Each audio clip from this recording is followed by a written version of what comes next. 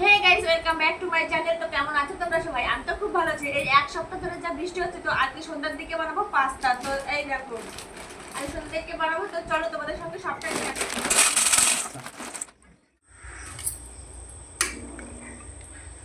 যেহেতু অল্প করেই বানাবো, প্রথমে বড় একটা ডিম নিয়ে গেছিলাম, তারপর ভাবলাম শুধু শুধু এটুকু পাস্তা বানাবো, বড় ডিম নিতে হবে। তারপরে দেখো, ফ্রিজ থেকে আমি ছোট্ট একটা ডিম নিয়ে গেলাম। তোমাদের বলেছে যে আমি রান্না করছি, কিন্তু আমি রান্না করছি না, রান্না করছে আমার হাজবেন্ড। তো ও যেহেতু বাইরে মানে বিদেশে অনেক বছর কাটিয়ে এসেছে, কুকিং এর কাজ ও খুব ভালোই জানে। আমাদের বাড়িতে তো বেস্ট রান্না ওই করে।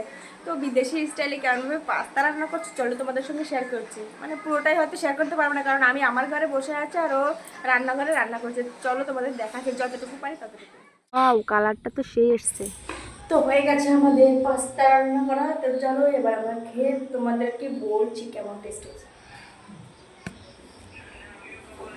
বাসন উঠে পড়ো।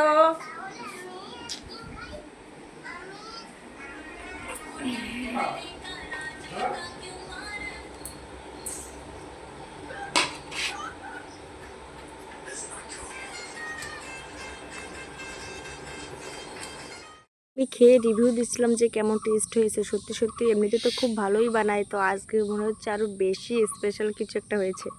রান্নাবান্নার দিক থেকে যদি বলা হয় 100-এর ভিতরে কত দেওয়া হবে, তো 100-তে 100ই পাওয়ার যোগ্য। কারণ একটা মেয়ে মানুষকে ফেল করিয়ে দিতে পারে যে এত সুন্দর রান্না জানে।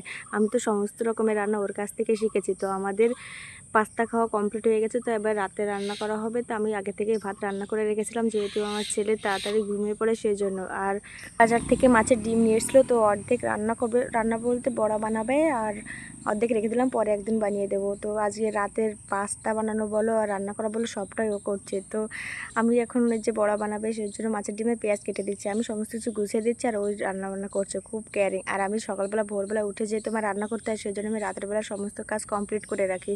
এখন যে সবজি কেটে সমস্ত ধুয়ে টুয়ে আমি ফ্রিজে রেখে দেবো, মানে সকালবেলা ভোরবেলার দিকে অত গুছিয়ে পারবো না, সেই জন্য। দেখো আমার সবজি কাটার কোনো একটু কষ্ট হয়ে গেছে, সেই জন্য আমি একটু শুয়েও নিলাম। তারপর দেখলাম যে ফ্রিজ খুলতে গিয়ে আমাদের যে ফ্রিজের যে আঠা থাকে, মানে ওয়ারেন্টি নাকি বলে, যেটা এটা উঠে গেছে। সেই জন্য দেখছিল যে মানে আরও আঠা লেগে দিতে হবে, না তো আমার ছেলে আবার টেনে উঠিয়ে দেবে। তো বলতে বলতে দেখো আমাদের রাতের খাওয়া দাওয়া কমপ্লিট হয়ে গেল। তো এখন আমি আমার বড় মশাইয়ের জন্য দুধটা ঢেলে নিচ্ছি গ্লাসে, আর আমার ছেলে এদিকে আমাকে ঠেলা দিল, মানে নাড়া দিল, তো দুধটা অনেকটাই পড়ে গেল। এখন যাবো থালা বাসনগুলো ধুতে। আমাদের খাওয়া দাওয়া সব কিছু কমপ্লিট হয়ে গেছে, এখন থালা বাসনগুলো ধুয়ে রাখছি, কারণ ভোরবেলার দিকে বৃষ্টি হয় খুব, মানে ধুতে পারি না, বৃষ্টিতে বেরোতে পারি না, সেই জন্য এখন ধুয়ে নিয়ে আসি। বৃষ্টিটা কম আছে, মানে হচ্ছে না বলতে গেলে। এখন দেখো থালা বাসনগুলো ধুয়ে নিই, তারপরে তোমাদের সাথে কথা হচ্ছে, আর তারপরে বিছানা রেডি করতে হবে, ঘুমাতে হবে। এখন যেহেতু প্রত্যেকদিনই বৃষ্টি হচ্ছে, সেজন্য ভোরবেলার দিকে যেহেতু আমার রান্নাও করতে হয়, রাতের বেলায় সমস্ত কাজকর্ম আমি গুছিয়ে রাখি। তো সমস্ত কাজ কমপ্লিট করে আমরা চলে আসলাম ঘরে, এখন বিছানাটা রেডি করছি।